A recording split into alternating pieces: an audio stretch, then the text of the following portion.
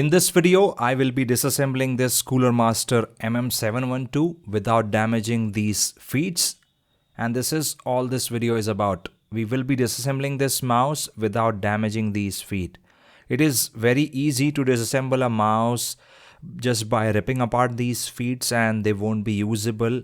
And you will be forced to buy new feet.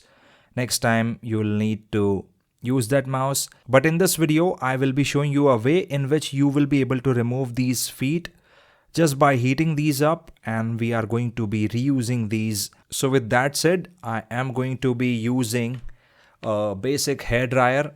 This is actually a very basic thing that most people have. If you have a heat gun, it is going to be better. But hair dryer works just fine too. So I will be sitting quietly now because the microphone is going to pick up all that noise that will be produced by the hairdryer.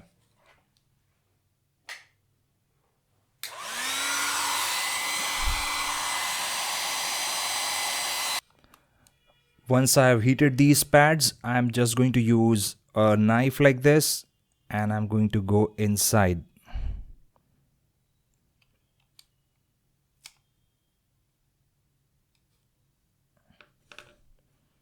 And as you can see, we have lifted the feet, and as the feet was heated up pretty well, it is not going to leave any glue residues behind. So at this point, this feet is totally reusable, and once I'm done with this mouse, I'm going to reuse these. Now, a really important thing that everyone should make sure is you should be keeping these feet at a place which is absolutely, free from any dust or any dirt. And I have used this airtight box to secure that mouse feet. And I'm going to do the exact same thing with these two feet too.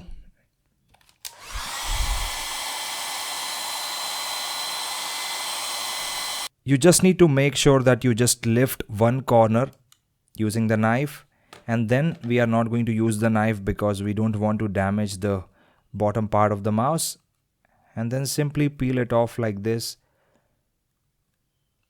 and it will be that simple to get the feet off without damaging it, and you will be able to use this after fixing your mouse.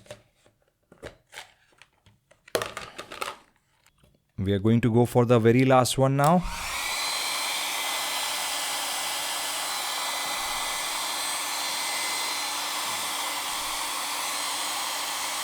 So this is how you remove mouse feet without damaging them, so that they can be used again after fixing the mouse.